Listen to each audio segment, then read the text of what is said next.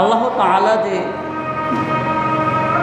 সবচেয়ে বড়, আল্লাহ তাআলার বড়ত্ব মহত্ব প্রমাণিত হয় এই হজ্জের মাধ্যমে।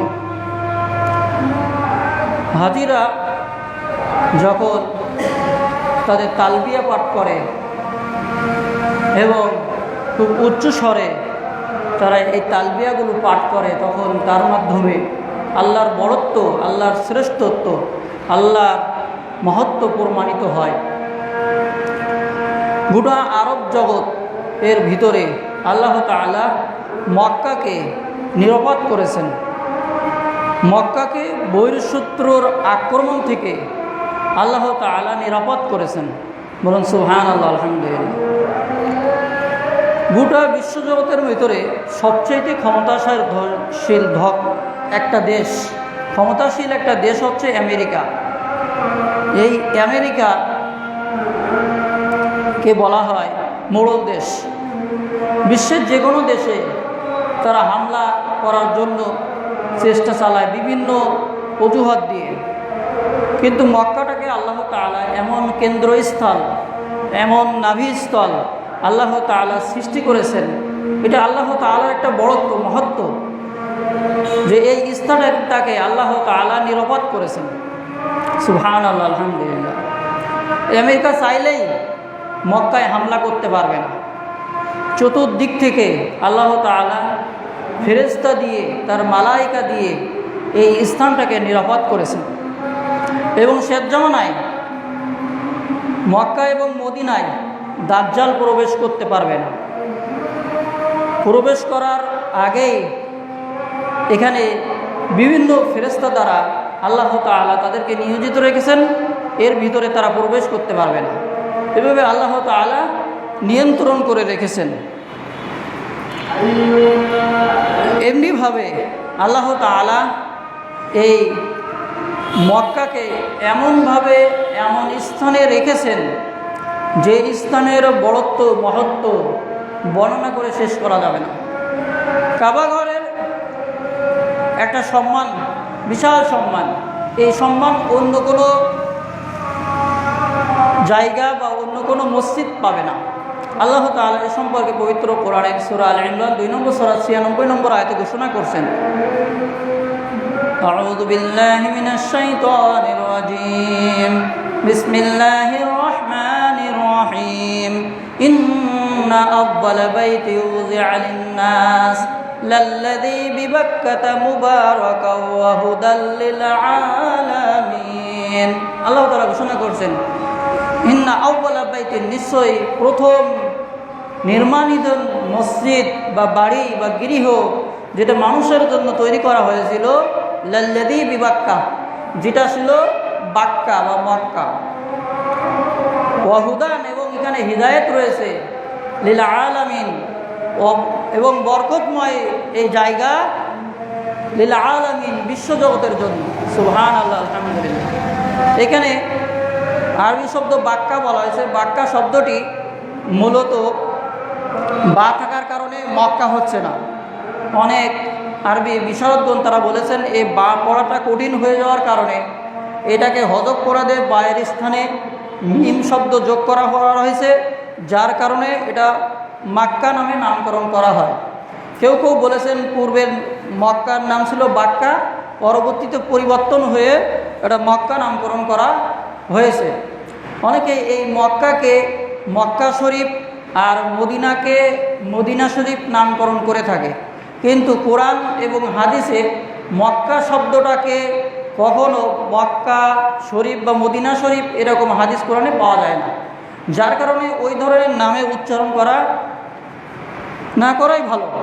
তো আল্লাহ তাআলা পবিত্র কোরআনে মক্কা নামকরণ করেছেন এবং হাদিসে বিভিন্নভাবে নামকরণ করা হয়েছে মক্কাতুল মুকাররমা, অর্থাৎ সম্মানিত মক্কা, আর মদিনাতুল মুনাওয়ারা, অর্থাৎ আলোকিত মদিনা।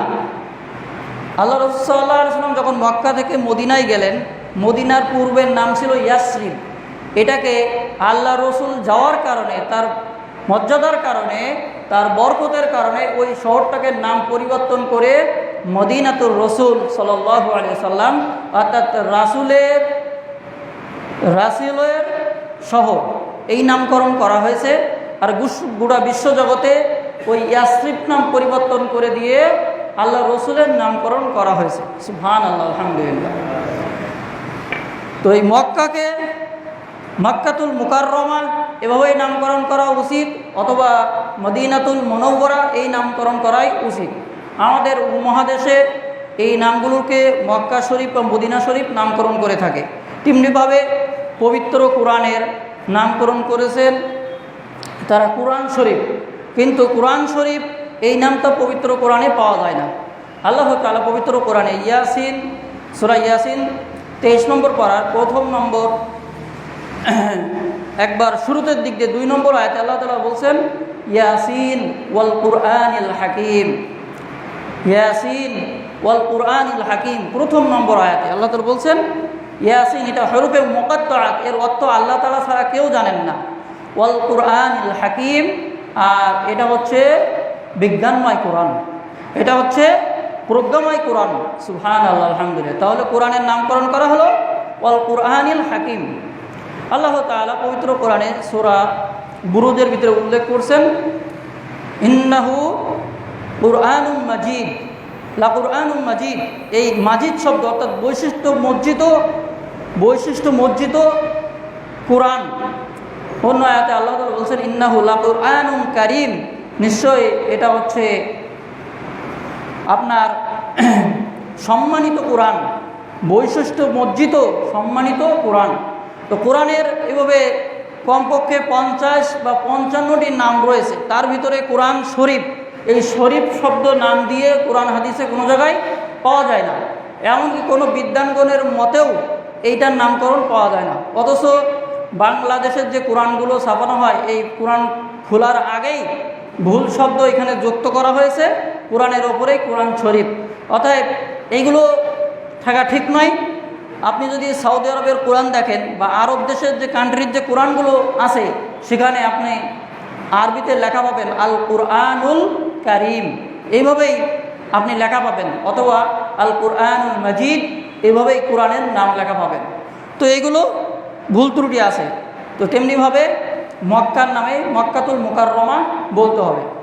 তারপরে কাবা ঘর, এই কাবা ঘরের নামকরণ করা হয়েছে কাবা শরীফ। তো এই শরীফ শব্দটা এটা আমাদের উপমহাদেশের সাথে এটা যায় এই কারণে যে যারা পীর পূজারী তারা এই ধরনের নামকরণ করেছে, যারা বিভিন্ন ধরনের অমুক বাবা শরীফ, খান জাহালানি মাজার শরীফ, আপনার বিভিন্ন দরবারের নামে শরীফ শব্দটা শেষে যুক্ত থাকে, যে কারণে এরা সুকৌশলে এই কাজগুলো করেছেন। তো এমনিভাবে মক্কা শরীফ তারা নামকরণ করে থাকে। তো এই জন্য তারপরে কাবা শরীফ নামকরণ করে থাকে, কিন্তু কাবার নামকরণ করা এভাবে আল্লাহ তাআলা কখনো কাবা শরীফ বলে উল্লেখ করেন না। তো এই জন্য এটাকে বলা হয় বাইতুল্লাহ বা আল্লাহর ঘর, অথবা এটাকে বলা হয় আপনার বাইতুল হারাম, বাইতুল হারাম। এই নামগুলো কোরআন এবং হাদিসে আছে, এইগুলো আমাদেরকে উচ্চারণ করা শিখতে হবে। তো আরব জাতির তদানীন্তনকালে একটা আল্লাহ রাসূল সাল্লাল্লাহু আলাইহি ওয়াসাল্লাম আসার আগেই আরবদের অবস্থা খুব শোচনীয় ছিল, এমনকি খুব খারাপ ন্যাক্কারজনক ছিল। তাদের আরব জাতিদের ভিতরে বিশেষ করে মহিলাদের কোনো মর্যাদা ছিল না। আগেকার দিনে মহিলাদের মর্যাদা ছিল না। এখন মহিলারা আগে সামনের কাতারে গিয়ে, অর্থাৎ আপনার মিছিলে সামনের কাতারে গিয়ে তারা মিছিল করে তাদের অধিকার আদায় করার জন্য। বিশেষ করে আপনারা দেখেছেন জেনেছেন ইতিপূর্বেই যে সম অধিকার, মহিলাদেরকে সম অধিকার দিতে হবে, এই অধিকার নিয়ে তারা আন্দোলন করেছে। অথচ ইসলাম আসার আগেই তাদের কোনো অধিকার ছিল না, অথচ ইসলাম আসার পরে জাহিলি যুগের অন্ধকার দূর হওয়ার পরেই বরঞ্চ তাদের মর্যাদা বেড়েছে। সুবহানাল্লাহ, আলহামদুলিল্লাহ। যেমন জাহিলি যুগের দিকে যদি আমরা আরবের দিকে লক্ষ্য করি তাহলে দেখতে পাবো যে আল্লাহ রাসূল সাল্লাল্লাহু আলাইহি ওয়াসাল্লাম নবুয়তের আগেই নারী জাতির কোনো মর্যাদা ছিল না। নারীদেরকে ঘোড়ার সাথে পা বেঁধে দিয়ে অথবা উটের সাথে পা বেঁধে দিয়ে দড়ির সাথে বেঁধে দিয়ে বিভিন্ন জায়গায় উট এবং ঘোড়াকে ছুট দেওয়া হতো। আর এভাবে মাটির সাথে ঘেঁষতে ঘেঁষতে নারীরা চলে যেত। এটাকে খেয়াল তামাশা হিসেবে পুরুষরা আখ্যায়িত করত এবং তারা এটাকে নিয়ে হাসি তামাশা করত। তাদের কোনো মর্যাদা ছিল না। এমনকি নারীরা ক্ষতিকারক, বড় হলে আরও ক্ষতি হবে এ ভেবে, এবং জাহেলি জগতের রীতি ছিল যে নারীরা যখন জন্মগ্রহণ করবে তখন তাদেরকে জীবন্ত কবর দিবে এবং তাদের পিতাই এ কাজ করবে। মার কাছ থেকে ফুসলে মিথ্যা কথা বলে নারীদেরকে, ছোট মেয়েদেরকে নিয়ে যেত ওই আরব মরুভূমিতে, সেখানে নিয়ে গর্ত করে জীবন্ত কবর দিয়ে আসতো পিতাই মেয়েদের। নাউজুবিল্লাহ। এরকম সামাজিক কোনো মর্যাদা ছিল না, না ছিল কোনো তাদের রাজনৈতিক ভালো অবস্থা, না ছিল তাদের সামাজিক কোনো অবস্থা। যদি একদল আর একদল মারামারি লাগতো তাহলে শত শত বছরব্যাপী তাদের এই যুদ্ধ হাঙ্গামা লেগে থাকতো। কিন্তু ইসলাম আসার পরে সভ্য জাতি হওয়ার কারণে, মুহাম্মদ সাল্লাল্লাহু আলাইহি সাল্লামের আগমনের কারণে এই সকল কুলুষিত জীবন, সকল কুলুষিত রাজনৈতিক জীবন, সকল কুলুষিত সামাজিক জীবন সব কিছু ধূলিসাৎ হয়ে যায়। সুবহানাল্লাহ, আলহামদুলিল্লাহ।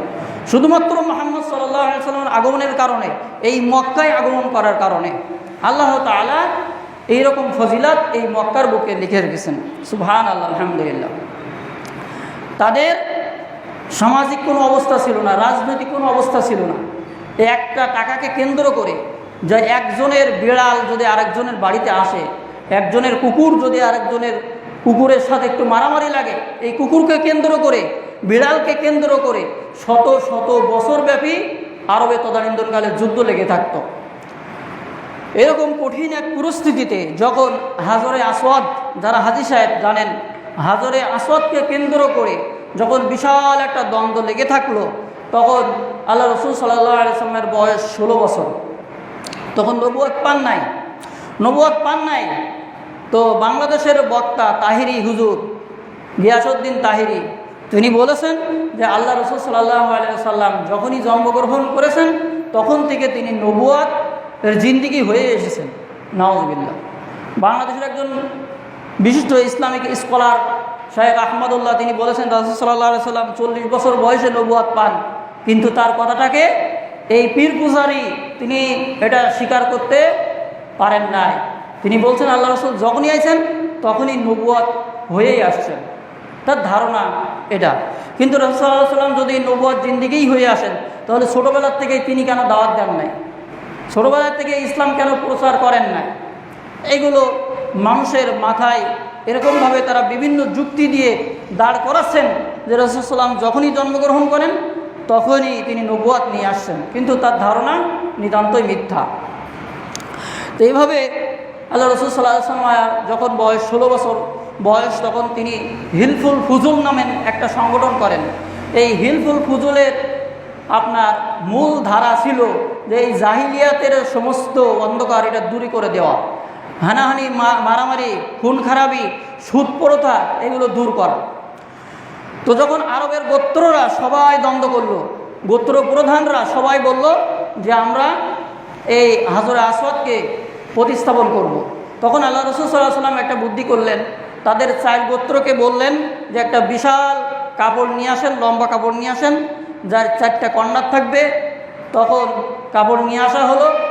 4 গোত্রকে আল্লাহ রাসূল সাল্লাল্লাহু আলাইহি ওয়াসাল্লাম বললেন যে কাপড়ের 4 কর্নার আপনারা ধরুন। তারা সবাই বিশ্বাস করতেন আলামিন হিসাবে, সবাই আল্লাহ রাসূল সাল্লাল্লাহু আলাইহি ওয়াসাল্লামকে বিশ্বাস করতেন আলামিন হিসাবে, এবং বিচারক হিসাবেও সেই দিন মেনে নিলেন। গোটা বিশ্বজগতের সর্বশ্রেষ্ঠ মুইয়াসী একজন মহান পুরুষ, আদর্শ পুরুষ হযরত মুহাম্মদ সাল্লাল্লাহু আলাইহি ওয়াসাল্লাম তখন তাকে বিচারক হিসাবে পছন্দ করলেন। এই 4 গোত্র 4 কর্নার ধরলেন। আল্লাহ রাসূল সাল্লাল্লাহু আলাইহি ওয়াসাল্লাম এই হাজরে আসওয়াদকে, পাথরটাকে নিজ হাতে এই কাপড়ের মাঝখানে রাখলেন এবং নিচ দিক দিয়ে ধরে সবাইকে বললেন যে আপনারা 4 কর্নার ধরে টান দেন, ভালো করে উঁচা করুন। তারা উঁচা করলো। আল্লাহ রসুল নিচে ধরে এই হাজরে আসওয়াদকে নিজ হাতে প্রতিস্থাপন করলেন কাবা ঘরে। সুবহানাল্লাহ, আলহামদুলিল্লাহ। আর এই হাজরে আসওয়াদকে প্রতিস্থাপনের মাধ্যমে শত শত বছরব্যাপী যে ঝগড়া, বিবাদ, খুন খারাপি তদানীন্তনকালে জাহিলির যুগে লেগে থাকতো, সেটা আল্লাহ রাসূল সাল্লাল্লাহু আলাইহি ওয়াসাল্লাম বিজ্ঞানীর কারণে বিজ্ঞানীদের বিজ্ঞানী হযরত মুহাম্মদ সাল্লাল্লাহু আলাইহি সাল্লাম তিনি তাদেরকে এহেন আসন্ন বিপদ থেকে রক্ষা করলেন বিশেষ বুদ্ধিমত্তার কারণে। সুবহানাল্লাহ, আলহামদুলিল্লাহ। এই হাজরে আসওয়াদের ফজিলত সম্পর্কে আল্লাহ রাসূল সাল্লাল্লাহু আলাইহি ওয়াসাল্লাম বলেছেন, এই হাজরে আসওয়াদ হচ্ছে জান্নাতের একটি পাথর যা দুধের চাইতেও সাদা। সুবহানাল্লাহ, আলহামদুলিল্লাহ। কিন্তু মানুষের পাপের কারণে, এই হাজরে আসওয়াদে চুমা দেওয়ার কারণে, পাপের কারণে, পাপ দুর্বৃত হওয়ার কারণে এই সাদা থেকে এই পাথরটাকে আস্তে আস্তে কালো রং ধারণ করেছে। সুবহানাল্লাহ, আলহামদুলিল্লাহ। এটা জান্নাতের একটা পাথর। তো এর পাশেই আছে আপনার রুকনে ইয়ামানি। এই রুকনে ইয়ামানিও স্পর্শ করার কথা বলা হয়েছে। রুকনে ইয়ামানি এবং হাজরে আসওয়াদ যে ব্যক্তি স্পর্শ করবে, আল্লাহ রাসূল সাল্লাল্লাহু আলাইহি ওয়াসাল্লাম বলেছেন যে তার পূর্বেকার যত গুনাহ রয়েছে আল্লাহ এই গুনাহকে মাফ করে দেবেন। সুবহানাল্লাহ, আলহামদুলিল্লাহ। এই হাজরে আসওয়াদ আল্লাহ রাসূল সাল্লাল্লাহু আলাইহি ওয়াসাল্লাম নবুয়ত পাওয়ার আগেই নিজ হাতে প্রতিস্থাপন করেছিলেন। সুবহানাল্লাহ, আলহামদুলিল্লাহ। আল্লাহ রাসূল সাল্লাল্লাহু আলাইহি ওয়াসাল্লাম নবুয়তের আগেই কখনো তিনি কোনো মূর্তির সামনে মাথা ঝুঁকান নাই, সেজদা তো দূরের কথা, কখন আল্লাহ রাসূল সাল্লাল্লাহু আলাইহি ওয়াসাল্লাম মূর্তির সামনে মাথা নোয়ান নাই। সুবহানাল্লাহ, আলহামদুলিল্লাহ। তিনি দ্বীনের হানিফ একনিষ্ঠ ইব্রাহিম আলাইহিস সালামের মিল্লাতের উপরেই তিনি বিশ্বাসী ছিলেন। নবুয়তের আগেই তিনি শহরে গুড়া হেরা পর্বতের গুহায় তিনি নিয়মিত ইবাদত বন্দিগি করতেন, একনিষ্ঠ আল্লাহর ইবাদত বন্দিগি করতেন নবুয়তের আগেই, কিন্তু তখন নবুয়ত পান নাই। তো আরব গোত্র তারা তিনটে বিভক্ত ছিল, এটাকে জাজিরাতুল আরব বলা হয়। তারা তাদের গোত্র প্রধান ছিল আদ সামুদ বংশ থেকে যে বংশটা আসতো সেটা হলো আদি আরব, এবং দ্বিতীয় ছিল কাহতানি আরব যারা ইয়ামানের অধিবাসী, এবং তৃতীয়টি হলো আপনার আদনানি আরব যেটা ইরাক থেকে নিয়ে ইব্রাহিম আলাইহিস সালামের মাধ্যমে বংশবিস্তার লাভ করেছিলেন, এবং এ বংশেই আমাদের মুহাম্মদ সাল্লাল্লাহু আলাইহি ওয়াসাল্লামের জন্ম। সুবহানাল্লাহ, আলহামদুলিল্লাহ। তো এই আরব আগেকার দিনে কোনো তাদের বংশমর্যাদা ছিল না, রাজনৈতিক অবস্থা ভালো ছিল না, সামাজিক অবস্থাও ভালো ছিল না, নারীদের কোনো মর্যাদা ছিল না, কিন্তু ইসলামের আগমনের কারণেই সব কিছু সংগঠিত হয়েছিল। যুগের কালক্রমে বিভিন্ন সময় এই ইসলামকে মানুষ ব্যবহার করে বিভিন্ন দল উপজাতি বিভিন্নভাবে বিভক্ত হয়ে গেছে। তার ভিতরে একটা জাতি হচ্ছে শিয়া সম্প্রদায়। শিয়া সম্প্রদায়, এই শিয়া সম্প্রদায় আপনার বর্তমান যে ইরানের যে শিয়া নেতা যিনি হেলিকপ্টারে অ্যাক্সিডেন্ট করে মারা গিয়েছেন, অনেকেই ইন্নালিল্লাহ পড়ছেন, অনেকেই জানাজা গায়েবানা জানাজা পড়ছেন, অনেকে বা তার মাগফিরাতের জন্য দোয়া করছেন। কিন্তু এই শিয়াদের আকীদা মানুষ জানে না। এই শিয়ারা তারা এই শিয়াদের এক শ্রেণীর শিয়া রয়েছে যারা আপনার ইসনা আসানিয়া অর্থাৎ 12টি সম্প্রদায়ের এই শিয়ারা বিভক্ত। এদের এক ধরনের আকীদা, এক শ্রেণীর আকীদা হচ্ছে মা আয়েশা রাদিয়াল্লাহু তাআলা আনহা তিনি কাফের, এবং তারা একটা দিন নির্ধারণ করে এবং একটা ছাগল তারা ক্রয় করে, ছাগি ক্রয় করে সেই ছাগিকে তারা মারতেই থাকে, রক্তাক্ত করে ফেলায়। তারা মনে করে যে এই ছাগিকে পিটানোর মাধ্যমে, ছাগলকে পিটানোর মাধ্যমে আয়েশাকে পিটানো হচ্ছে। নাউজুবিল্লাহ। এরকম তাদের অনেক জঘন্য আকীদা রয়েছে। তারা মনে করে আবু বকর রাদিয়াল্লাহু তাআলা তিনি প্রথম খলিফা হওয়ার যোগ্য তা ছিল না, আলী রাদিয়াল্লাহু তাআলা হচ্ছে ক্ষমতার অধিকারী। এক শ্রেণীর শিয়ারা তারা মনে করে মুহাম্মদ সাল্লাল্লাহু আলাইহি সাল্লাম নবুয়তের হকদার ছিল না, প্রকৃত নবুয়তের হকদার ছিল আলী রাদিয়াল্লাহু তাআলা। নাউজুবিল্লাহ। কিন্তু জিবরিল আলাইহিস সালাম ভুল ক্রমে আলীকে বাদ দিয়ে মুহাম্মদ সাল্লাল্লাহু আলাইহি সাল্লামের কাছে চলে গিয়েছিলেন। নাউজুবিল্লাহ। এই ধরনের আকীদা তারা পোষণ করে। যারা ইন্টারনেট দেখেন তারা ইতিপূর্বে দেখেছেন যে এই যে শিয়ার রাষ্ট্রপ্রধান যারা মারা গেলেন তাদের জানাজায় একটা লাশের সামনে মাইয়েতের উপরেই আপনার যার যার মাইয়েতের ছবি সেখানে দিয়ে রেখেছেন। ছবি দেওয়ার পরে তারা জানাজা পড়েছেন, এবং সেই জানাজায় যে সমস্ত দোয়া সেখানে যে জানাজার যে নিয়ম সেখানে কোনোটাই ফলো করা হয় না। অর্থাৎ তাদের শরীয়তের আকীদাই অন্যরকম, তাদের আজান ভিন্নতা। এবং ইরানের আপনারা ইরান সম্পর্কে যারা দেখেছেন সেখানে কোনো সুন্নি মসজিদ নেই, সব শিয়া মসজিদ। সেখানে সব শিয়া সরকার দ্বারাই সমস্ত মসজিদ নিয়ন্ত্রিত। এভাবে তাদের আকীদাগত ভিন্ন থাকার কারণে এই জন্য আমরা বর্তমান তাদেরকে সাপোর্ট করছি না এবং তাদের জন্য মাগফিরাত কামনা করতে পারছি না। কারণ হচ্ছে যে এই শিয়াদেরকে অধিকাংশ ইসলামিক স্কলার তাদেরকে কাফের মনে করে, যে কারণ তারা মুহাম্মদ সাল্লাল্লাহু আলাইহি সাল্লামকে সঠিকভাবে নবী হিসাবে গ্রহণ করেন নাই। মা আয়েশা রাদিয়াল্লাহু তাআলা আনহাকে তারা ছাগল করে তারা পিটাতে থাকে। এমনকি জলিলুল কদর সাহাবী, যারা জান্নাতের সার্টিফিকেট প্রাপ্ত সাহাবী, সেই সাহাবীদেরকে তারা অস্বীকার করে, সাহাবীদেরকে গালাগালি দেয়, যার কারণে তাদের মাগফিরাতের জন্য আমরা কামনা করতে পারছি না এবং তাদেরকে মুসলমান হিসাবে আমরা আখ্যায়িত করতে পারছি না। তো আল্লাহ রাসূল সাল্লাল্লাহু আলাইহি ওয়াসাল্লাম মক্কায় আসার কারণে এই মক্কাটাকে আল্লাহ তাআলা পবিত্র নগর হিসাবে আখ্যায়িত করেছেন। ইব্রাহিম আলাইহিস সালাম ইরাকের ব্যাবল নগরীতে তিনি জন্মগ্রহণ করেন। সেখান থেকে লূত আলাইহিস সালাম ছিল তার চাচা, সেই চাচা সম্পর্কে এবং ইব্রাহিম আলাইহিস সালাম সম্পর্কে আল্লাহ তাআলা পবিত্র কোরআনে উল্লেখ করেছেন, ওয়ানাজ্জাইনাহু ওয়া লূতান ওয়ানাজ্জাইনাহু, আমি তাকে রক্ষা করলাম। এই হু এর মারজা বা ডিরেকশন, দিক নির্দেশন হচ্ছে ইব্রাহিম আলাইহিস সালাম, অলুতান এবং লূত আলাইহিস সালামকে আমি রক্ষা করলাম। রক্ষা করে অর্থাৎ ইরাকের থেকে আমি ইরাকের যে সমস্ত শাসক ছিল জালেম সরকার, তাদের থেকে রক্ষা করে আমি তাদেরকে হিজরত করার জন্য বাইতুল মুকাদ্দাসে পাঠালাম। ইলাল আরজি, এমন স্থানে আল্লাতি বারাকনা হাওলাহু, যার চতুর্পার্শ্বে রয়েছে বরকত। সুবহানাল্লাহ, আলহামদুলিল্লাহ। বাইতুল মুকাদ্দাসের চতুর্পার্শ্বেই বরকত রয়েছে। তো ইব্রাহিম আলাইহিস সালাম যখন ইরাকের ব্যাবল নগরী থেকে আপনার পবিত্রতম স্থান বাইতুল মুকাদ্দাস প্যালেস্টাইন আপনার জেরুজালেমে চলে আসলেন, সেখানে আপনার সারা এবং হাজেরা কেন্দ্রিক সামান্য দুই স্ত্রীর ভিতরে দ্বন্দ্ব হতেই পারে। এরকম দ্বন্দ্বের কারণে আপনার হাজেরা আলাইহিস সালামকে নিয়ে ইব্রাহিম আলাইহিস সালাম তিনি মক্কায় চলে আসলেন। মক্কায় এসে যখন তার ছেলে এবং তার স্ত্রীকে রেখে চলে যাচ্ছেন, এক মরুভূমি, ধুধুর মরুভূমি, যেখানে না আসে কোনো ঘাসপালা, না আসে কোনো লতাপাতা, না আসে কোনো খাবারের সন্ধান, না আসে কোনো পানির রিজার্ভ, না আসে কোনো পানির ব্যবস্থা।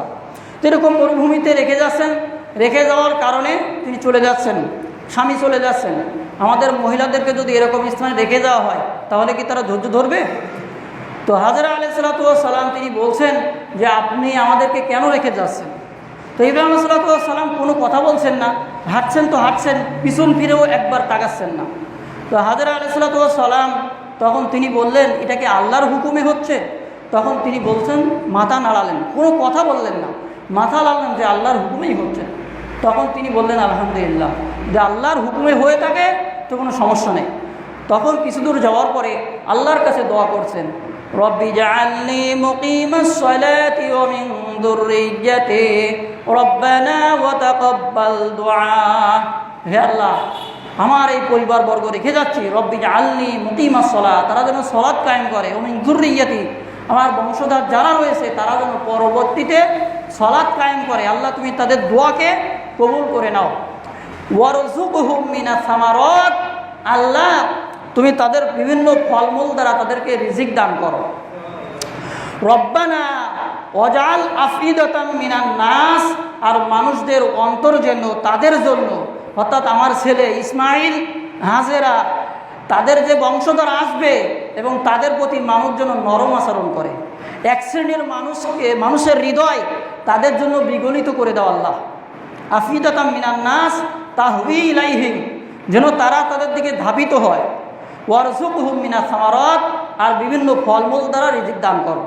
সুবহানাল্লাহ, আলহামদুলিল্লাহ। এই জাতির পিতা ইব্রাহিম আলাইহিস সালামের দোয়ার বরকতের কারণে সৌদি আরবের মক্কা মদিনা সহ গোটা আরব জগতে তারা ফলমূল ভক্ষণ করতেছে, অথচ এখানে কোনো পানির ভালো ব্যবস্থা নেই। অথচ বিশ্বের আনাচে কানাচের ভিতর থেকে ফলমূল সেখানে যাচ্ছে।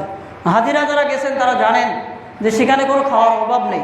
আমাদের বাংলাদেশে অভাব আছে, কিন্তু সেখানে কোনো অভাব নেই এই জাতির পিতা ইব্রাহিম আলাইহিস সালাম দোয়ার বরকতের কারণে। সেখানে ফলমূল অটোমেটিক্যালি আসছে, খেজুর অটোমেটিক্যালি আসছে, এবং এটা আল্লাহ তাআলার রহমত। এবং ইব্রাহিম আলাইহিস সালাম আরও দোয়া করেছিলেন যে আল্লাহ এই মক্কা নগরীটিকে আল্লাহ তুমি নিরাপদ করে দাও, নিরাপদ করে দাও, যেন কোনো শত্রুরা এখানে আক্রমণ না করতে পারে। আল্লাহ তাআলা তাই করে দিলেন, এটাকে নিরাপদ করে দিলেন। সুবহানাল্লাহ, আলহামদুলিল্লাহ। তো আমাদের মহিলাদেরকে যদি বলা হয় যে আল্লাহর হুকুমেই তোমাকে এখানে রেখে যাচ্ছে, কোনো পানির কোনো ব্যবস্থা নেই, আমাদের মহিলারা কখনো মানবে না, যতই আল্লাহর হুকুম বলি না কেন কখনো মানবে না। মানে আমাদের মহিলাদের ভিতরে এরকম ধৈর্য নেই। তো এটা দ্বারা আজকের আমাদের মহিলাদেরকে শিখতে হবে যে হাজরা আলাইহিস সালাম যে ধৈর্যের পরিচয় দিলেন, সেই ধৈর্যের পরিচয় যেন সেখানে থাকে, এবং আমাদের এই ধৈর্য ধারণের শিক্ষা গ্রহণ করতে হবে যেন আমরা হাজরা আলাইহিস সালামের মতো হই। তারপরে যখন ইসমাইল আলাইহিস সালাম যখন ছোট্ট শিশু, পানি নেই, মায়ের পানি না থাকার কারণে মায়ের স্তন দুধ একবার বুকে দুধ নাই, শুকিয়ে গেছে এবং তিনি দুধ পাচ্ছেন না, এমনকি তার শিশু সন্তানকে একটু পানি পান করাবেন, সে পানি পান করাতে পারছেন না। তখন তিনি হতাশ হয়ে গেছেন, বারবার আল্লাহর কাছে কান্নাকাটি করছেন এবং সাফা থেকে মারওয়া বারবার দৌড়াচ্ছেন যে কোথায় একটু পানি পায়। সাফার থেকে মারওয়ায় যাচ্ছেন, বাচ্চাকে রেখে গেছেন, আবার বাচ্চার কথা মনে হচ্ছে, আবার চলে আসছে। খুব কঠিন পরিস্থিতি, একবার কল্পনা করুন তদানীন্তনকালে কী অবস্থা ছিল, পানি পাচ্ছেন না।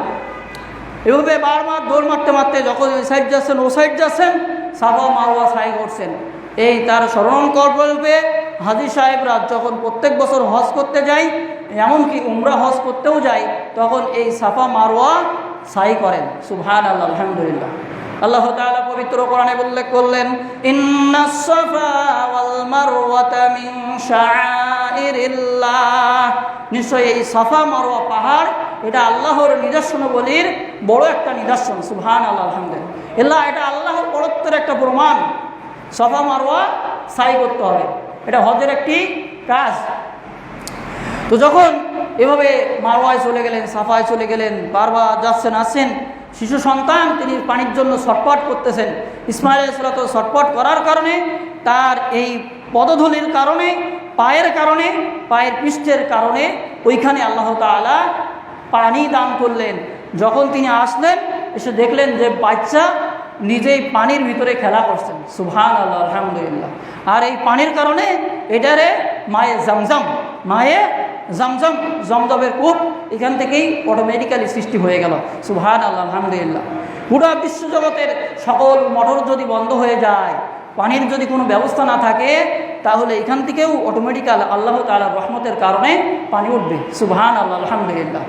পুরো বিশ্বজগতের হাজিরা সবাই যায় আর এখান থেকে পানি সংগ্রহ করে, সবাই পানি নিয়ে আসে, এই পানি খায়। তবু এখানে বিনা মোটরে, বিনা কারেন্টের ব্যবস্থাও নাই। আল্লাহ তাআলা এখান থেকে আল্লাহর রহমতের কারণে, আল্লাহর বড়ত্বের কারণে আল্লাহ তাআলা এই মায়ে জমজমের কারণেই পানি দান করছেন। সুবহানাল্লাহ, আলহামদুলিল্লাহ। এই পানির ফজিলত সম্পর্কে আল্লাহ রাসূল সাল্লাল্লাহু আলাইহি সাল্লাম বলেছেন, যে ব্যক্তি যে নিয়্যাতে এই পানি পান করবে, আল্লাহ তাআলা সেই রোগ থেকে আল্লাহ তাআলা তাকে মুক্ততা দান করবেন। সুবহানাল্লাহ, আলহামদুলিল্লাহ। এটা হলো জমজম কূপের পানির ফজিলত। তো এমনিভাবে বাইতুল্লাহ বা বাইতুল হারাম, কাবাগরের ফজিলত সম্পর্কে আল্লাহ রাসূল সাল্লাল্লাহু আলাইহি ওয়াসাল্লাম হাদিসের ভিতরে উল্লেখ করছেন যে পৃথিবীর সর্বপ্রথম নির্মিত মসজিদ হচ্ছে বাইতুল্লাহ, এবং দ্বিতীয় হচ্ছে বাইতুল মুকাদ্দাস। কামকানা বাইনাহুমা, উভয়ের নির্মাণের ব্যবধান কত ছিল?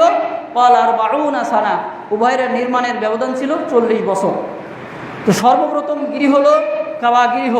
যে ব্যক্তি এই কাবা গৃহে গিয়ে 1 রাকাত সালাত আদায় করবে, অন্য মসজিদের চাইতে এই কাবা ঘরে যে ব্যক্তি 1 রাকাত সালাত আদায় করবে, আল্লাহ তাআলা অন্য মসজিদের চাইতে এখানে 1 লক্ষ গুণ বেশি সওয়াব দান করবেন। সুবহানাল্লাহ, আলহামদুলিল্লাহ। এটা হলো বাইতুল্লাহ বা আল্লাহর ঘরের ফজিলত। সুবহানাল্লাহ, আলহামদুলিল্লাহ। এই বাইতুল্লাহ এত বড় ঘর, এর এত বড় মর্যাদা আল্লাহ তাআলা দান করেছেন যে এই বাইতুল্লাহকে কেউ চাইলেই সে ভেঙে ফেলতে পারবে না। আমেরিকাও যদি চায়, বিশ্বের মোড়ল দেশ যদি চায় যে এই কাবাঘরকে ধ্বংস করে ফেলবো, তবুও পারবে না। এর কারণ হচ্ছে আল্লাহ তাআলা এই ঘরের রক্ষণাবেক্ষণ করবেন। আপনার পারস্য সম্রাট আব্রাহা যখন তার বিশাল হস্তি বাহিনী নিয়ে এই কাবাঘর ধ্বংস করতে এসেছিলেন। আল্লাহ রসুল সাল্লাল্লাহু আলাইহি সাল্লামের নবুয়তেরও আরও আপনার 1 বছর বা 1.5 বছর আগে যখন এই কাবাঘরকে ধ্বংস করতে এসেছিলেন আব্দুল মুত্তালিব, আল্লাহ রসুল সাল্লাল্লাহু আলাইহি সাল্লামের দাদা, তিনি বলেছিলেন যে আপনি চাইলে কাবাঘর ধ্বংস করতে পারেন, কিন্তু আপনি আমার যে উটগুলো আছে এই উটগুলোকে আপনি ধ্বংস করবেন না। তখন তিনি বললেন ঠিক আছে। কাবাঘর যখন ধ্বংস করতে গেলেন, আল্লাহ তাআলা ওই ঘটনার পরিপ্রেক্ষিতে এই ঘটনাকে জানার জন্য আল্লাহ রসুলের নবুয়তের পরেই পূর্বেকার ঘটনা ইতিহাস বর্ণনা করে সূরা ফিল নাজিল করেন। সুবহানাল্লাহ, আলহামদুলিল্লাহ। আর ফিল মানে হতে হাতি, ফিল মানেই হাতি। আল্লাহ তাআলা পবিত্র কোরআনে উল্লেখ করলেন, আউযু বিল্লাহি মিনাশ শাইতানির রাজীম, বিসমিল্লাহির রহমানির রহিম, আলাম তারা কাইফা ফাআলা রাব্বুকা বিআসহাবিল ফিল। আলাম তারা, তুমি কি লক্ষ্য করনি? কাইফা, কেমন ব্যবহার করা হয়েছিল, কাইফা ফাআলা, কেমন ব্যবহার করেছিলেন, রব্বুকা, তোমার প্রতিপালক, বিআসহাবিল ফিল, হস্তি বাহিনী ও হাতিওয়ালাদের প্রতি।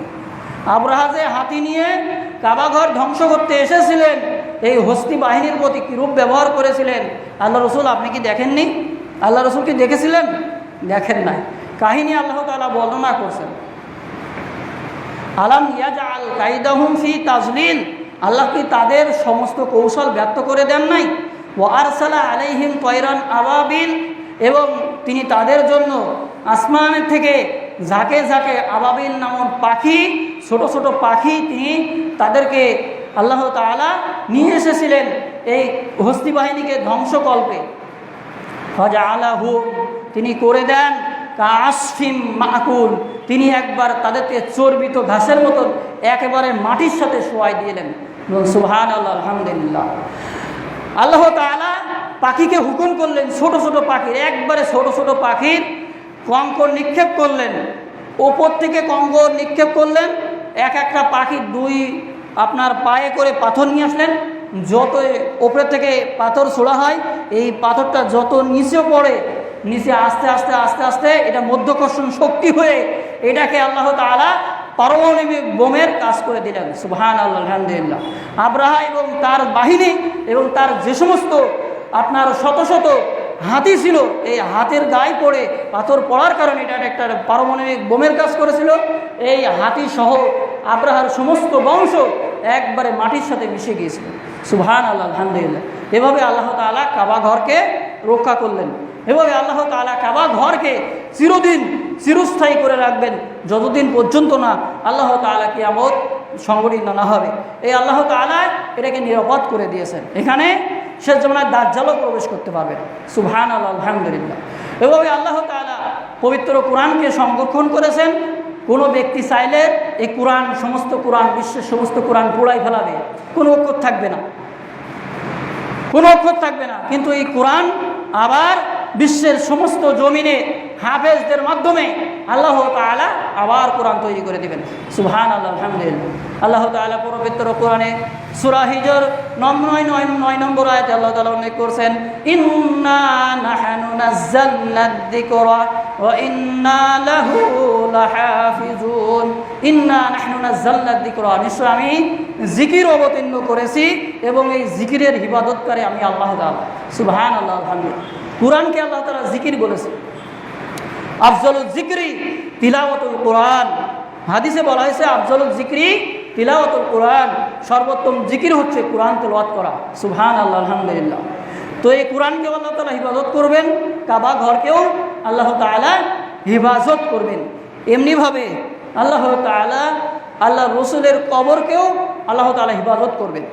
বিশ্বের দেখেন সমস্ত নবী রাসূলদের কবর বিভিন্ন সময় ফেসবুকে দেয় যে ইব্রাহিম আলাইহিস সালামের কবর এই জায়গায়, ওই মুসা নবীর কবর এই জায়গায়, তারপরে আপনার বিভিন্ন সময় বিভিন্ন নবীর কবরস্থান, এমনকি একটা গাছ আঁকায়ও, গাছ দিয়েও ফেসবুকে দেওয়া হয় যে সাহাবী গাছ। দেখেন নাই কোনো দিন? যারা ইন্টারনেট ব্যবহার করেছেন তারা দেখেছেন সাহাবী গাছ। গাছ কোনো দিন সাহাবী হয়? আল্লাহ রসুলের জামানায় গাছ ছিল না, তো এই গাছ কোনো দিন সাহাবী হয়? কখনো কোরআন হাদিসে বলা হয়েছে? সাহাবী তো মানুষই হয়। কখনো কোনো জিনকে বলা হয়েছে এটা সাহাবী জিন? বলা হয় না। তো মানুষ এটা ভুলভাল দেয় যে সাহাবী গাছ, তো সাহাবী গাছ বলে কোনো কথা নেই। এমনকি গোটা বিশ্বজগতে কোনো নবীদের কবরস্থানের কোনো চিহ্ন রাখেন নাই। এটা আল্লাহ তাআলার একটা নিদর্শন। কারণ কি, এই যারা বিদআতি, যারা শিরিক করে, তারা নবীদের কবরে গিয়ে সিজদা করবে এবং বিভিন্ন সময় চায়।